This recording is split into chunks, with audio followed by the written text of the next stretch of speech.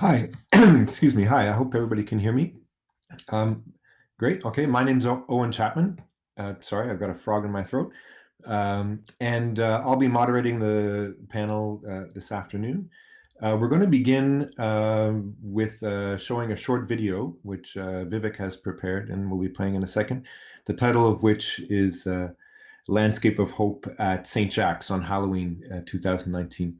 Je devrais dire bienvenue à tout le monde. On est très content d'être là. Moi, je m'appelle Owen Chapman. Je vais modérer la session cet après-midi. On va commencer par jouer un petit vidéo documentaire de notre projet qui s'appelle Landscape of Hope at St. Jack's. L'église Saint-Jacques sur Sainte-Catherine où on a fait une performance l'année passée, le 31 octobre. Puis ça va durer à peu près 11 minutes. Puis après ça, on va commencer la discussion entre le panel. We'll start the panel conversation just after Vivek shows the video.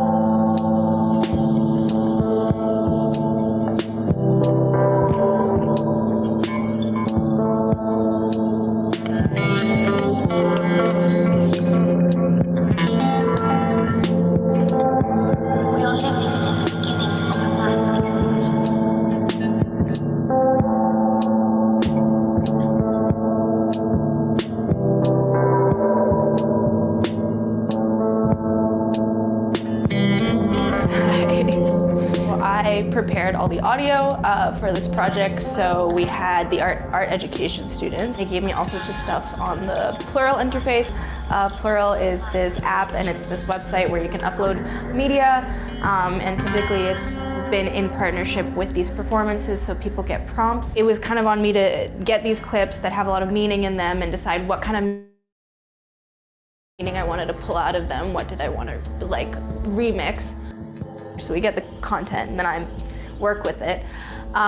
So theology for me was kind of like getting everybody's content and seeing what they had to say and kind of keeping it an open discussion. I had a clip from Bowling for Columbine, where it was Marilyn Manson being interviewed about people saying that he was fear-mongering and that like he was like involved in a kind of attitude that was promoting school shootings, and there was a clip of this conservative speaker being like, you know, watch out for him, he's gonna make our children violent. And then I just took out the one where he said like, we won't back down, and I have a clip of him just saying we won't back down and then like people cheering, and I thought that could be repurposed in a certain way. We also got some like just text, and I decided to like put a generator on it so that it was actually like an automated voice was saying that text, so turning text into sound.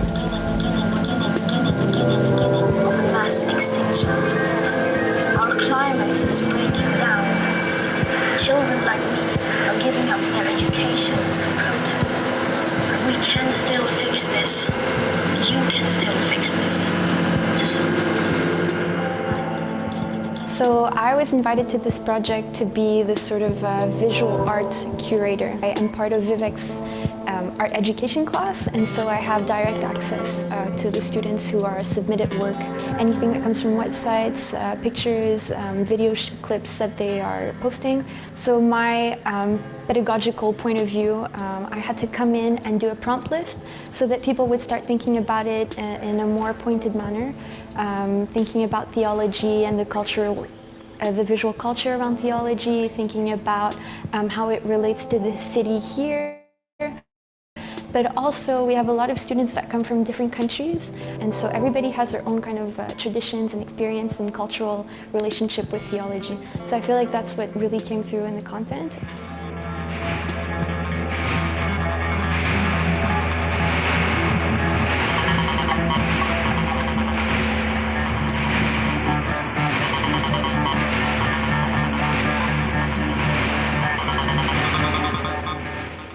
Donc, mon nom est Martin Lalonde, je suis professeur à l'École des arts visuels et médiatiques à l'Université du Québec à Montréal. Je suis spécialisé en didactique des arts médiatiques auprès des adolescents et en pédagogie innovante. J'œuvre dans le collectif Landscape of Hope, Paysage de l'espoir, à titre de vidéaste et à titre de collaborateur au niveau des visuels. Dans le cadre de la présente édition de Landscape of Hope, on a fait un workshop, on a fait un atelier avec mes étudiants d'un cours de didactique des arts médiatiques, encore une fois auprès des adolescents. Et avec eux, on leur a proposé finalement d'avoir une discussion sur le concept d'espoir, sur le concept de sentiment religieux, mais à travers l'échange de contenu médiatique. Donc, avec le groupe d'étudiants, on s'est penché sur le sentiment religieux au 21e siècle. On s'est penché sur le sentiment d'espoir. Qu'est-ce qui, chez eux, suscitait ce sentiment-là, plus particulièrement, plus précisément, et comment est-ce qu'ils l'envisageaient formellement dans le cadre d'une performance. J'ai été surpris de voir comment toute l'iconographie religieuse était parfois complètement absente de leur réflexion. Donc pour eux, différents types de contenus qu'on retrouve dans la culture de l'image sur Internet étaient pour eux beaucoup plus synonymes d'une certaine forme d'intimité ou de croyance ou de sentiment de spiritualité que l'iconographie liée au culte religieux. Tous les contenus qui touchent la nature, évidemment, l'environnement, sont des contenus qui reviennent beaucoup. Le sentiment de connexion se manifeste vraiment à travers le contact avec la nature, avec des formes animales, avec d'autres formes de vie. Donc du coup, toutes les représentations de ces phénomènes-là ou de ces organismes-là deviennent pour eux des synonymes de manifestation de l'espoir.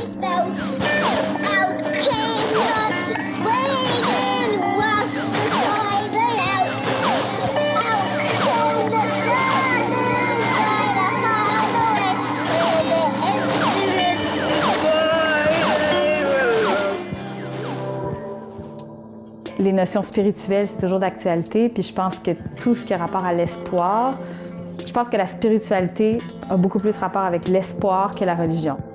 J'ai regardé beaucoup de choses qui avaient rapport avec justement les NRM en anglais, qu'on appelle les New Religious Movement, qui sont en fait des cultes, des sectes, mais c'est pas toutes les sectes qui sont comme dangereuses ou négatives. Alors moi, je me suis concentrée sur trouver des films qui étaient plus comme des films d'archives sur les sectes, qui pour moi sont vraiment intéressantes d'un point de vue anthropologique parce que ça dénote en fait un éventail de croyances, que ce soit les extraterrestres, les esprits, la vie en communauté, le bouddhisme, la méditation. C'est toutes un peu des notions d'espoir finalement religieuses, mais qui sont pas ancrées dans des grandes religions, t'sais.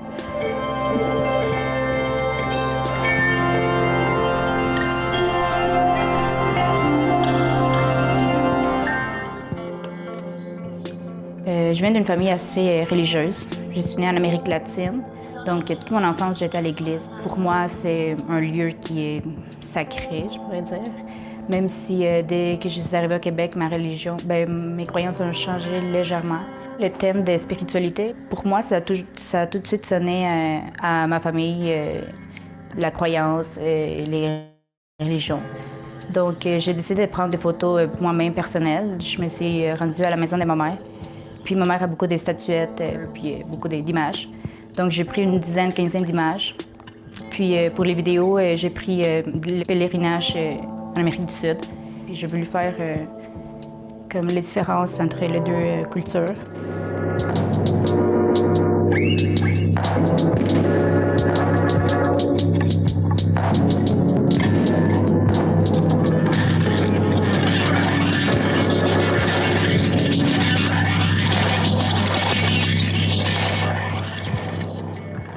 En fait, moi, je travaille avec Martin, qui est professeur à l'UQAM pour le cours d'enseignement des arts. Puis, dans le fond, mon travail ici, c'était surtout d'accompagner les participantes au projet pendant les workshops, les ateliers où on produisait les matériels visuels qu'on voit en ce moment. Mon rôle, c'était d'enseigner la partie plus technique, puis les accompagner dans tout ce qui était la création de contenu visuel. Puis ensuite, une fois les ateliers terminés, mon rôle c'était surtout aussi d'harmoniser le tout parce que là, on était comme une vingtaine, trentaine de personnes à produire du matériel. Puis l'idée, c'était d'harmoniser le tout pour en venir à ce qu'on va voir ce soir.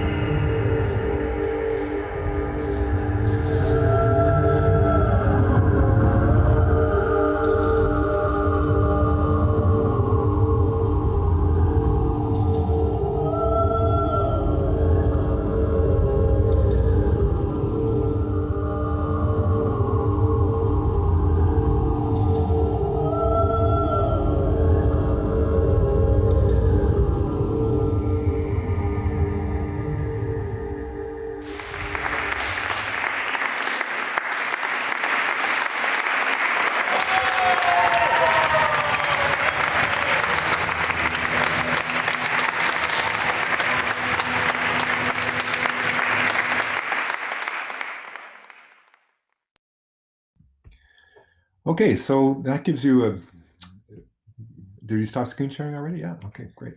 That was fast. That gives you a bit of a sense of one of our recent projects and our approach and how things come together. So Landscape of Hope, you know, it's a collective. It's a sampling-based remixing project, at least the way I like to describe it. And it's both audio and visual. It's focused on finding different ways to listen together to the world around us, I think is one very general way to describe it. But including especially the myriad different ways that we have pressure exerted on us through the different forms of media that we engage with every day, especially through the internet.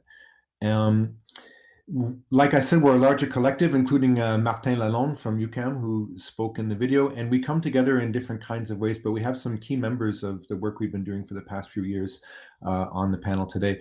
I'm one of the co-creators of the project with Vivek, and I bring, as you can see, a kind of musical contribution to the group. I also work in the sampling, the audio sampling side of things, helping introduce some technologies to participants with which we can take small snippets of sound and remix them and share them with the other musicians that come together for our improvised performances. We also spend some time generally doing workshops with participants in various ways and various kinds of participants, but a lot of these workshops are based around listening. So there's a workshop which is happening, as you know, next week, and we're going to be thinking closely about some questions around listening and listening positionality. You know, who can be heard in particular scenarios and who are not being heard. How do we engage critically with listening in order to become more resilient, perhaps, to polarizing and numbing and manipulative effects of social media? And what are different ways that we can engage as listeners through new technologies, including ubiquitous recording, such as the apps that we have on our telephones, and also through different ways of sampling and remixing sound? And how can we use that to come together and share in discussions around complex topics that are sometimes maybe difficult even to approach. So today, with the rest of the time that we have in front of us, what I'd like to do is go through some questions for each of the participants who you saw. Most of whom you saw in the video. Nick wasn't in the video, but they will elaborate a little bit more on their roles in the project and some of the particularities in terms of the different skills and expertise that they bring. So if you have questions, please feel free to include them in the chat, and we'll make sure that there's some time at the end to address them. Plus, also maybe we'll have an open question and answer period in the time at the end. So Annabelle, if it's okay, if we could turn to you. Puis, je devrais aussi clarifier que je crois que tout le monde est prêt à prendre des questions en français. J'ai préparé mes commentaires, par exemple, en anglais. Les participants, je vous invite à interagir, à participer dans la langue de votre préférence, whatever you've prepared for today. And please, your questions are welcome in all languages. Les questions sont bienvenues dans anglais ou français. So Annabelle, yes, if you could tell us a little bit about your role in Landscape of Hope, please. Sure thing. Hi, everyone. So I've been involved in the Landscape of Hope for almost 2 years now, and I've since become sort of a regular collaborator. And I've contributed to the project in different ways, including co-creating and facilitating workshop activities, playing electronic music as part of the diverse performances and installations that we've been putting together, as well as taking part in diverse panel discussions like the one we're having today. I've also, I bring to the table my experience and expertise in music therapy, and particularly from a resource-oriented and strength-based perspective. And I also have like this firm belief that art can be used to increase our self-knowledge and that it can instill social change. Okay, thanks. So as you clarified, you work in creative arts therapies, and as a discipline, it's interesting because it straddles both health and the humanities in a unique way. And it's something we've been talking about in our collective quite a bit. And so maybe you could help us better understand a little bit how this expertise is increasingly integrated into our approach with Landscape of Hope. Absolutely. So the creative arts therapies actually comprises of many disciplines, right? So it includes art therapy, drama therapy, dance therapy, and of course, music therapy. But these disciplines share a core belief that is that creative expression and involvement can be transformative and healing. So that's really something that's in common between all of these different creative arts therapies disciplines. Now I've come specifically from the discipline of music therapy, as I've mentioned before, which is informed by the fields of psychology, musicology, and the health sciences, just to name a few. So there's lots of broad influences. In Landscape of Hope, we seek to empower youth through facilitating an arts-based exploration of their lived experience of hate, discrimination, and bullying. And we also engage youth in critical discussions and thinking around the role of social media in their life and how they affect their relationships to themselves, to others, and their environments and ecologies and all of that, etc. Now, I don't provide music therapy services when in the context of Landscape of Hope, but I do find that my expertise in music therapy really informs the way that I approach the work that we do with youth. So, for example, the way I listen in music therapy is really different from the way I would listen in a professional musician capacity. This impacts the way I collaborate musically with my colleagues and the youth participants. Another thing I'd like to highlight is also this notion of empowerment, and that's really important to me in both my role in Landscape of Hope, but also as a music therapist. And I always aim to meet youth participants where they are musically and in finding ways to encourage their artistic strengths and creative expressions through providing musical space and support as needed. And so I think that this individualized approach closely relates to my training as a music therapist. To me, it's so important that we amplify youth voices, and that includes supporting them in their creative process, and that it can hopefully be relevant in their lives beyond our time together in Landscape of Hope, so that they can make use of these processes that they've created and developed with us to make sense of their world as they move forward in time. Thanks. That's links nicely into the third and last question that I had for you today, which was about the technology that you've brought to bear with us in the collective, which often features innovative, synthesizer or electronic music technology, which is maybe not typical from what I understand for music therapy. And I wonder how you have come to understand this technology and how you, as you say, work with making it accessible or making it accessible for youth, both in Landscape of Hope, but also in your practice. Generally. So, certainly, yeah.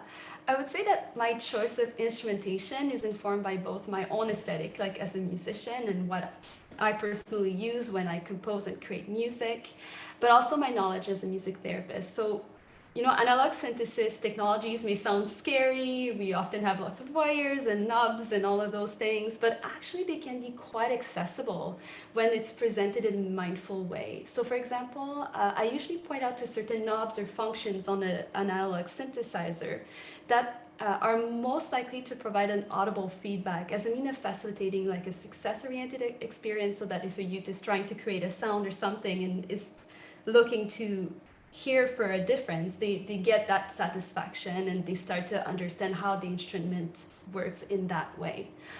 Another reason I like to use analog synthesis is that it allows for interesting exploration of timbre through sound design.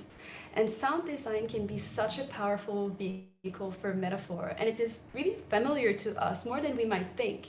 It's used so extensively in film music and in advertising.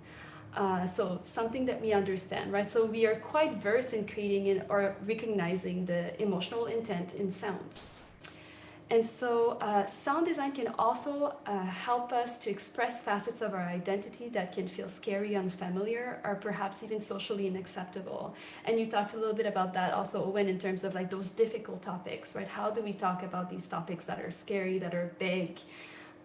And so I find that sound design can help with that. So for example, youth can explore sounds that are obnoxious and loud and gritty, and perhaps that's an aspect of themselves that they don't feel safe sharing in any other space. And so to me, it's really important, like one important part of what we're doing with youth is exploring ways of using creative expression, and that can be sound design, improvisation, sampling, VJing, to make sense of the world we live in and to shape a collective resilience narrative through the arts. Okay, thank you. I see there's a question that came up in the chat, and it's something that occurred to me actually while you were speaking too, so maybe I'll just ask it now, which was you talked about different kinds of listening, and I think, hopefully I'm not misinterpreting the question, but that you spoke about listening a little bit differently with maybe musical collaborators versus working with workshop participants, and if you could maybe distinguish the types of listening that you were differentiating. I think that's what the question is about. Can you say more about the difference in listening? You mentioned that your quality kind of listening is not the same. I'd like to hear you speak more to this. For sure. So if I'm, let's say, been hired to play a show, when I'm playing, I'm listening to what my role is, right? Okay, so here is when I need to come in, that's my part, or okay, I need to work on this technical ability here, or like this is some feedback that I can give to the other musicians so that we can collectively make this performance better and more virtuistic, if you will. That's really different than coming to an improvisational space like the ones that we create in Landscape of Hope, where when I'm playing with the youth, I'm looking at, okay, what are they trying to say here? Is there a way that my musical contribution can support what they're trying to offer musically, right? Is it a time for me to come in, and do they need support in expressing whatever it is that they're trying to say, or do they need a moment where they make sense themselves of what they're trying to make sense of through their music, right? So I think it's really moving away from the performative aspect of, like making sure that it's technically correct and all of that, and much more around like the expressive capabilities and the expressive needs of the youth in that context. Okay, thank you very much. Thanks. That's great, and thanks for going first. So next we're going to turn to Eva Roy, and the first question is the same for everybody. Tell us a little bit about your role in the project, please. Hi, thank you. Well, I've been involved with Landscape of Hope for about a year now. I started as a visual arts coordinator and curator for the St. Jacques performance, as we've seen in the video at the beginning of this panel. But I was also invited throughout the year to take part in musical performances and to jam with the team. So because of COVID, we were sort of restricted for a portion of the year. But then recently, our performance at Concordia's fourth space this month was our sort of return together. And I was brought in there to perform with the team, yes, but also to bring a pedagogical point of view to the Landscape of Hope workshops with marginalized youth. And during our residency, I was looking for points of entries for the participants who aren't necessarily familiar with the equipment, like myself, to begin manipulating and understanding the importance of this collaborative aspect. So that was my role. Great. And just to clarify, the residency really was just the team and the collective coming together to be able to practice some stuff, improvise some stuff, and work on some new techniques and protocols. And as you said, points of entry, that's a really great way to put it. And so with that in mind, my next question is, how has your relationship to the concept of listening been affected by our work together? And I wondered too, if there was maybe a visual corollary to listening, because you, as you said, you came in more from the visual angle. Yes, for sure. Well, I think I keep coming back to this sentiment that Nick shared with us all during our residency. And they said something similar along the lines of slowly beginning to hear things differently, which is something you've just talked about with Annabelle. But when Nick said that, it really resonated with me because the combination of first having no musical background really, and two, having to play with a group, sort of forced me to, at some point during that residency, take a step back from the group, shut down the symphony of sound, and carefully switch on individual instruments one at a time. And slowly I began manipulating single sounds using the DFAM, for example, which is an electronical instrument.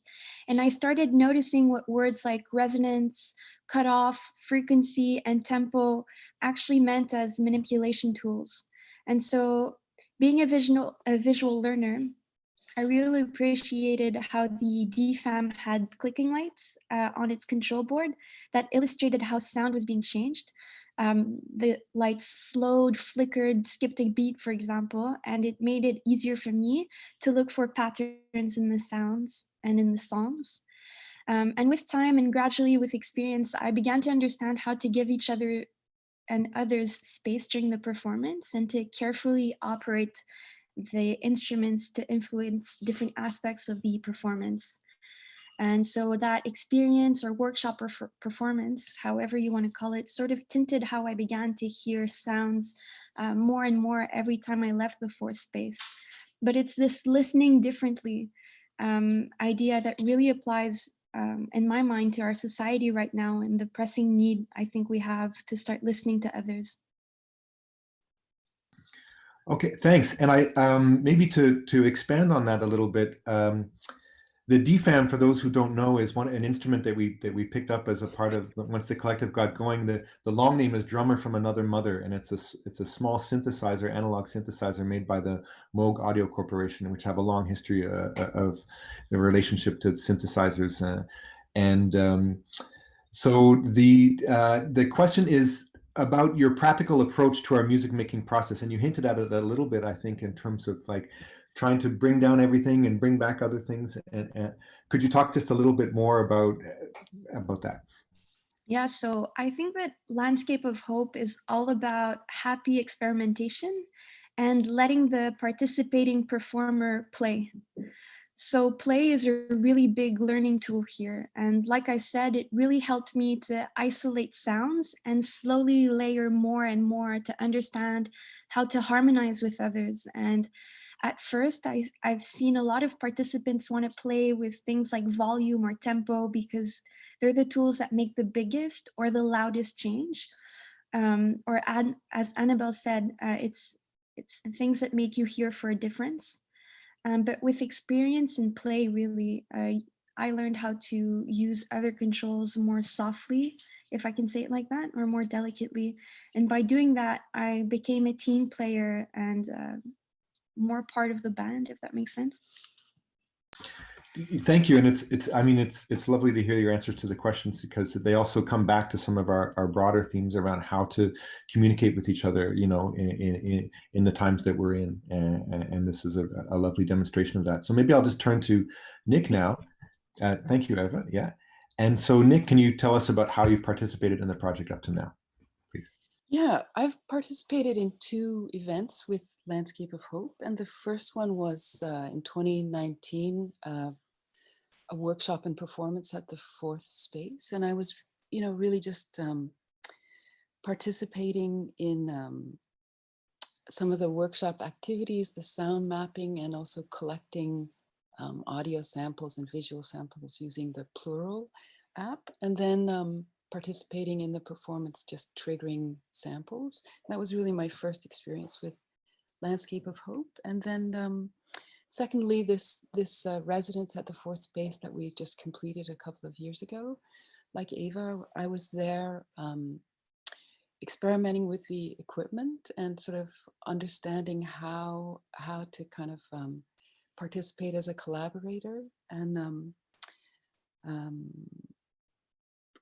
picking up on what Eva was saying, I mean, one of the things that really interests me about the collective is sort of this idea of how do you come to improvisation and collaboration with sound and image, and how that actually foregrounds listening as a really important kind of sensory practice. So yeah, I guess that would be my answer.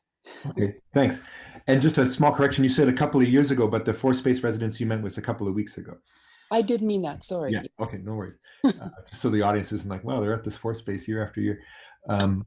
So the next question is, what parts of your artistic and academic background does the project resonate with? And, you know, in writing that question and sending it to you, I put resonate in quotation marks because it's a bit of a key term for us. And I know it is in your research work too. So I'm just, there you are. Yeah, well, I've been working with video, and more recently in the last few years with sound, and you know, I'm very interested in sort of how can you engage with those things as sort of forces and materials as well as forms, as ways to kind of engage with ideas about social relations, and ideas about subjectivity, but, you know, rather than necessarily being kind of primarily interested in ideas about representation, how these as actually sensory practices could be ways to think about shifting, I guess, some of the structures of relation that we all are caught in. And it seems like that is something that this collective are working towards, is how to kind of engage in these collaborative practices so that, you know, uncertainty actually remains one of the key things. When you're improvising together and there's a number of people and lots of different layers of material happening together, in a way, it has to kind of remain partly about not knowing already what will happen and what the answers are. So in a way, this opens up lots of possibility for building new types of relation, sonically, like, as well as socially. Okay, thank you.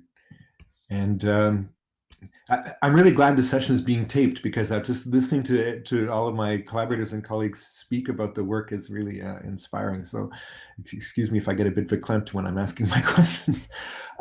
So we've talked about in other contexts your work with VLF radio, or very low frequency radio, and tuning into it for artistic purposes. And we've used it most recently in the Landscape of Hope residency at the Fourth Space. So can you talk a little bit about that, and maybe how it relates to the idea of close listening, or listening in general? Yeah, I mean, over the last couple of years, I've become really fascinated with very low frequency electromagnetic waves. So, you know, there's a number of reasons why it really interests me. And one is that the sources for these emissions, I guess, are both natural. So atmospheric and weather sources. In particular, lightning would be one of the most common events, so lightning strikes, generate these electromagnetic pulses that you can pick up using VLF antenna receivers. But also like the urban electrical grid and, electronic devices and, wiring in buildings, all of this stuff also generates just a kind of 60 hertz hum that you can also pick up.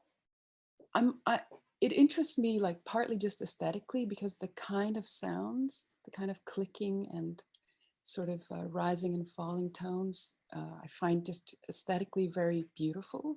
I also am very interested in this way that they kind of confound this any ideas about nature and culture as separate or as a binary kind of oppositional pair, because these sounds really, really cross that. But also I've started thinking about how the kind of atmospheric based VLF signals are really a form of non-human media. So that interests me too in thinking about, well, when we're talking about media structures and how media structures perception, maybe it's interesting to start thinking beyond this human non-human divide and thinking about how media is not always a human centered or human sourced signal.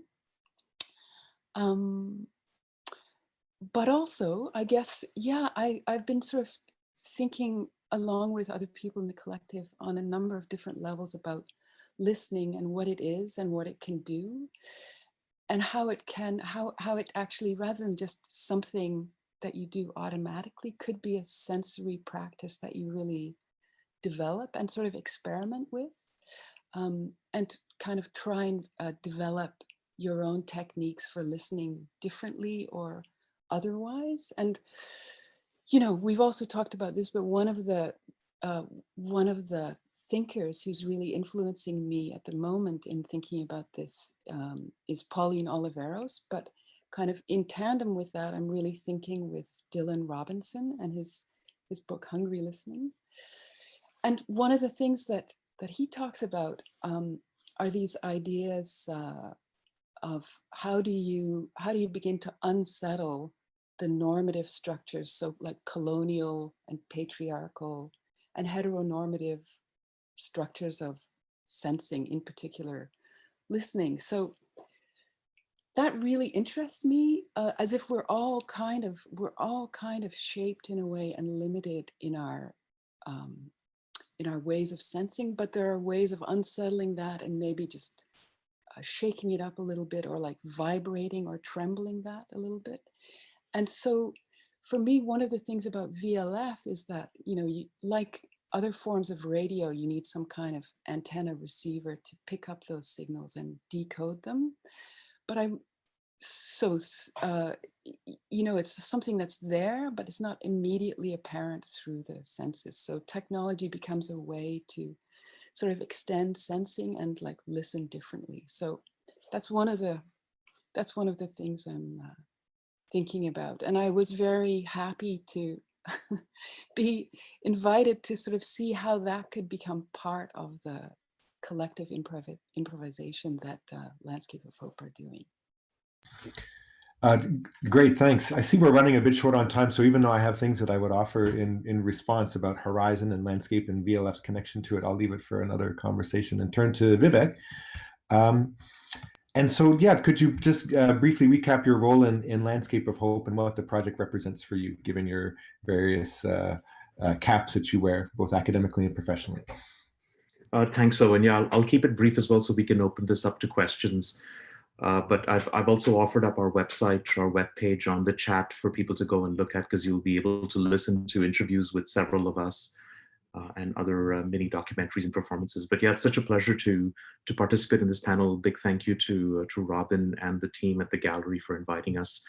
So my role has been to think through, alongside Owen, Annabelle, Martin, and our various collaborators, about how we can magnify the voices of marginalized communities. And I think this is a rather difficult thing to do, because one of the things that has not been mentioned thus far is that we seek out opportunities, but are also invited to work with a wide range of collaborators and co-construct, I guess, narratives that focus on their resilience. And so no Landscape of Hope performance resembles the other, because we really go in with a relatively blank slate. I'm not saying that we don't come in with our own presuppositions, our ways of thinking and knowing.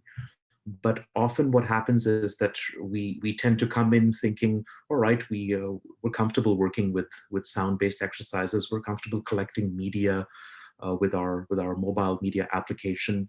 But when it's handed off to a group of creators, a group of collaborators, and they make decisions based on the sequencing of the media, they make decisions based on what kinds of sounds they wish to insert into the music that we're creating, we react to it and we build, I guess, a collective understanding. And part of that work is perhaps inward looking, because it helps us reflect better on what kind of ethos we would like to retain but also project. But another part of that work also is much more associated with perspective taking. And so I think what excites me about this work is what has excited me the most about our collaborations as a collective, is that no one person and no one perspective is favored over the other. And so there, I think, there's a certain tension in the way we function, which drives me forward. I know it's a bit esoteric, but that's how I see this project.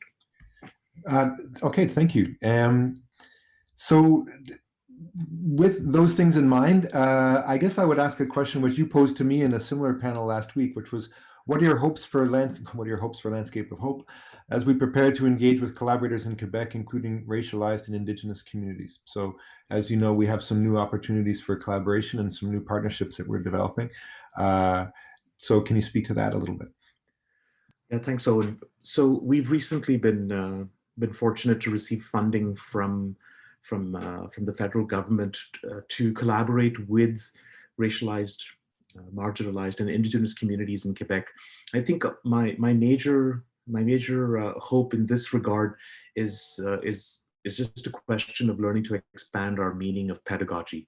Earlier today, I was involved in a discussion about Landscape of Hope with a group of artist teachers, and the question of pedagogy came up because we tend to think of pedagogy in highly curricular frame terms. It's sort of instrumentalized as a teaching student and a teacher-student relationship and the interaction between teachers and students. I'm hoping that we can sort of turn this around, and it's nothing new, right? Philosophers and educators have talked about this, especially in the global South, but we do need to learn how to teach with as opposed to teach to. So my biggest hope here is for us as a larger collective to really step up and listen and to learn from these collaborators. And we've had plenty of opportunities to do so. We've worked with communities in Montreal North, Black and racialized communities in Montreal North. We've had some really good initial discussions with collaborators in Chicoutimi, and so looking forward to learning more about how we can, in fact, leverage this funding together to work for the larger communities.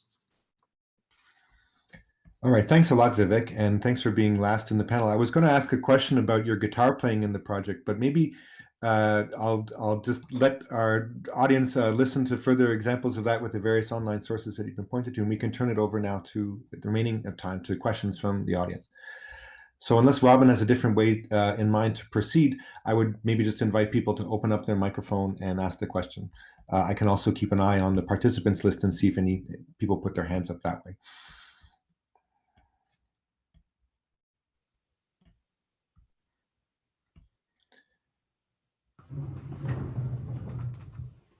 I have a question.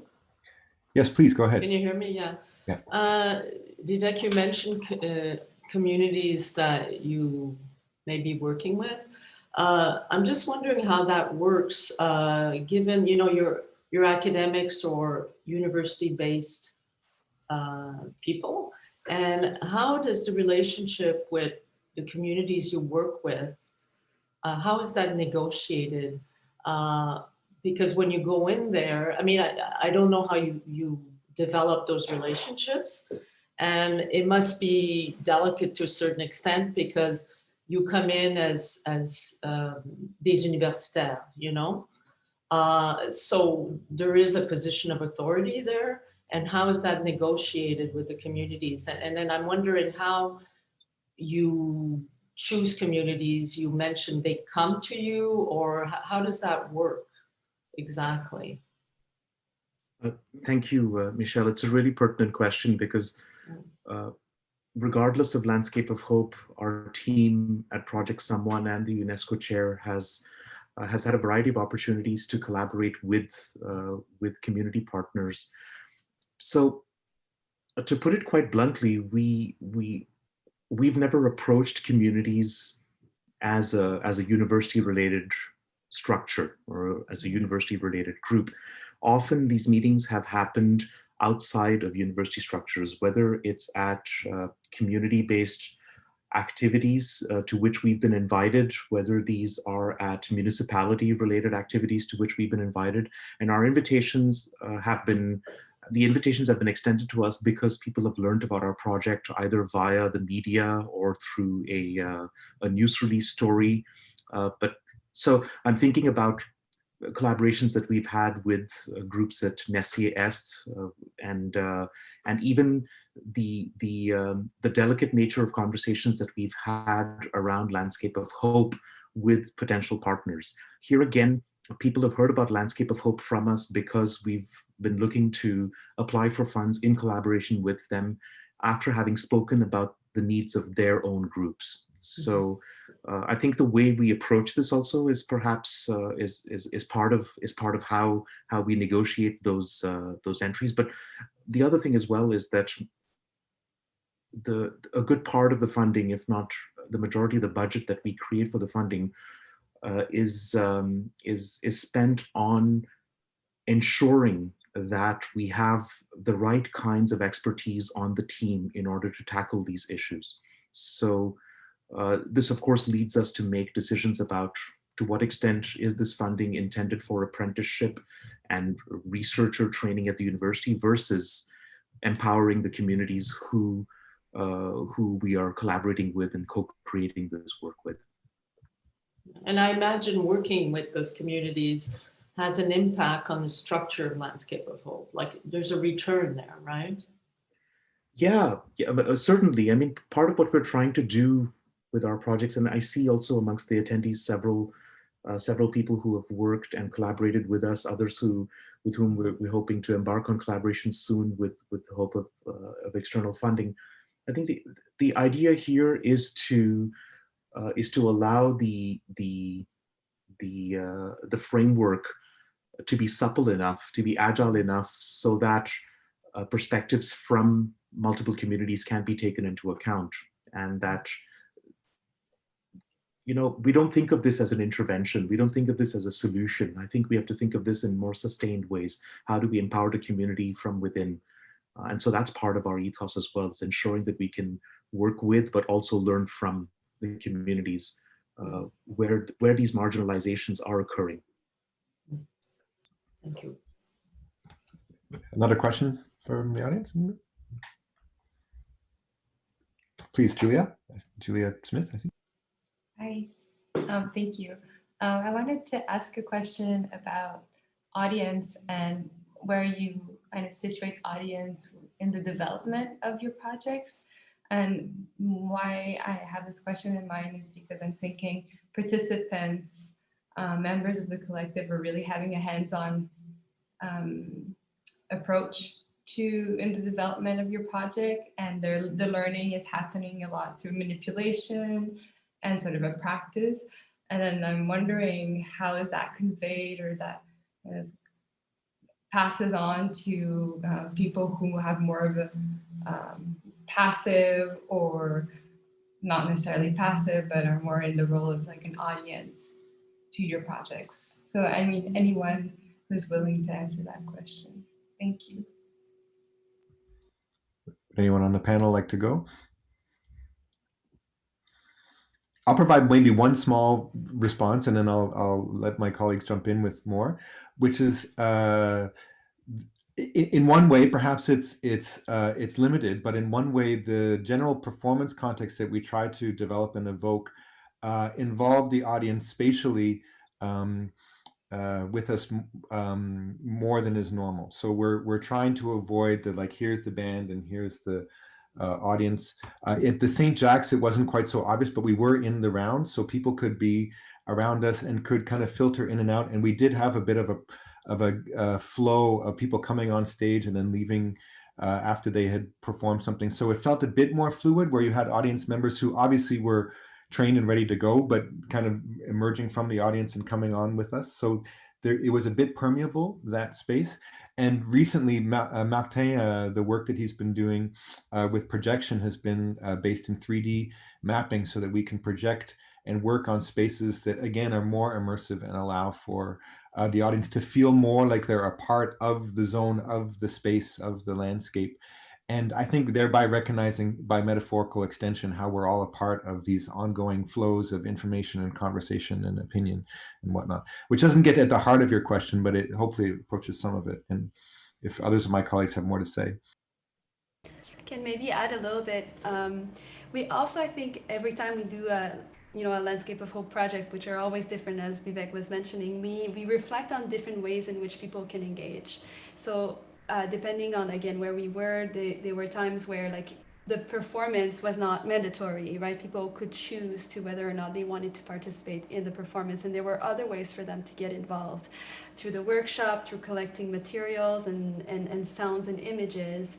And we also have, people have the choice to sort of engage with the musical side, more the visual side, even more like a written word side. So I think that we are providing also, based on the needs of the groups we're working with, multiple ways in which people can be included. I see we're right up against when we're supposed to be finished, and there's a question from Paul Garot. So please go ahead and ask your question. Thank you very much, Paul Garot from Edmonton, from University of Alberta. I'm very impressed and amazed how wonderfully Montreal this project is. I really love it, having lived there for a long time. But my question maybe is a bit too complex to answer in a few seconds. So maybe I'm going to be part of the workshop, so maybe I'll place it there, my question. Well, we've been given the go-ahead to go a bit longer, so if you want to at least give us a taste of your question, please go ahead. So my question is, because we talk a lot about, in what I've heard and what I know a little bit from the project, I haven't been, intimately in connection with it too much, other than here and then a bit from what I've read. But I was wondering too, because of the work that you're talking about, listening and engaging and stuff, from Vivek, I really would like to hear you speak to how you center a BIPOC decolonization, right? Like decolonization for Black, Indigenous, and people of color are important political engagement, and I see it flowing through this, but it's different for each of those representations. So I would love to hear how we talk about sovereignty, Indigenous sovereignty, through this wonderful work, this creative work. How do we center Indigenous, I'm from the Faculty of Native Studies at the U of A, so speaking about Indigenous theorists and Indigenous scholars in this work, right? As well as interfacing with community, as well then looking at Black and people of color experiences as varied and important as they are. So I was just wondering what your thoughts were going forward and in the now, right? Merci. Thank you, Paul. Great to see you here. Thanks so much for your question, and thanks for attending. I think to answer your question, and I'm not going to belabor it too long, I think part of it has to be answered from a personal standpoint, and the other standpoint would be professional, because I can relate to and I can speak to the experience of being a person of color, and wanting to perhaps recenter or reorient conversations around any type of emancipation or any sentiment that I may have towards ensuring that the voices of marginalized populations are heard, however difficult this may be for the people who are lending their voices, as much as to policymakers, audience members, the broader public who are being exposed to this point of view. I think what I appreciate about the Landscape of Hope ethos and the approach is that we're constantly looking to learn from the other and learning from the other's perspectives.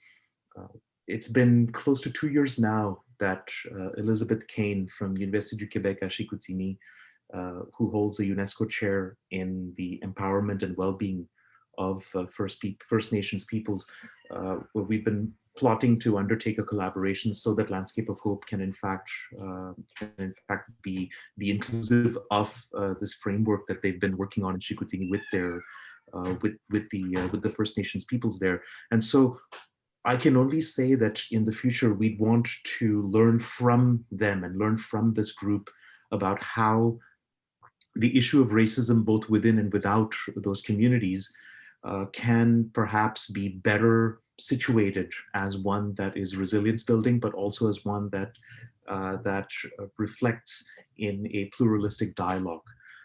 If there's one thing that I'm hoping that Landscape of Hope can do, is that it brings together people who have differing perspectives on issues pertaining to decolonization, but doesn't necessarily allow those differing perspectives to I guess degrade into ad hominem attacks. And this is what's happening more and more often, right?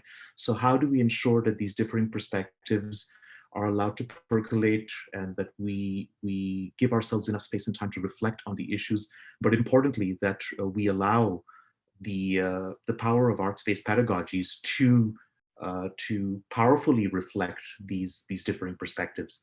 So this may sound, I guess, in a certain sense, very, very overwhelming, very large, and something that is unattainable. But I can say that from a personal standpoint, at Landscape of Hope performances, at Landscape of Hope installations that we've curated and co-curated, we've seen this pluralism be enacted. We've seen elements where people are shocked that certain imageries were put on there. We ensure that the panel discussions or the dialogue or the questioning that we encourage before, during, and after our performances allow people to come together and perhaps confront some of the resentment and anger they may be feeling. So it's a very personal journey, as the rest of the collective knows. But I know that as a professional undertaking, because in a certain sense this load is shared with a group of people who not only have the professional expertise, but also, I guess, a personal ethos of humanism, and that we're trying to seek out that humanism amongst our community members. I think we're going to have we're going to see some, I think, very, very positive things coming out of this. And the reason why I think it's working so well thus far is really because we're taking it step by step. I think we enact our reflexivity, our inclusivity in real ways, right? We're not rushing into collaborations. I think Michelle's question is really important. How do we meet? How do we come together? How do we understand what kind of project Landscape of Hope can be and should be for the communities and within the communities we're working in? So I think we need to pursue that reflexivity and then ensure that this works for everyone concerned. So yeah, it's a bit of a ramble, but I guess I'm trying to get to the point from both the personal and professional standpoint. Thanks, Vivek. Yeah, I think it's great, and I think there's some exploration to be done there. It's and that's the best part of this forum. So merci beaucoup pour tout le bon travail que vous faites. Excellent. Thank you, Paul. The only thing I was going to add was that, and Nick mentioned it, the very recently published book, Hungry Listening by Dylan Robinson, has been informing and circulating amongst the collective. And in fact, Landscape of Hope is inviting Dylan Robinson to Concordia to do a session very much like this on November 17th, because of, I think, in a word, the approach to listening that's articulated in that book is really profound, and I think it's affecting how we're thinking about the stuff we're gathering and how we gather it and how we play it back to each other, how we share it. So thank you for your question very much, and we're over time. I know that I have an engagement at 1:15. Unfortunately, that means I got to get onto another Zoom call. But maybe if there's one last question from the audience that we can address briefly, I'd be happy to take it now. Okay, well, otherwise I can turn it over to Robin to close if you like, but thank you very much on everybody's behalf for your time and attention and opportunity to share this work with you. As we were saying to Robin before we began, it's been really productive to have this opportunity with the Ellen Gallery to figure out how to share this work under the current situation that we're all in. So thanks for being our audience and for being active and engaged.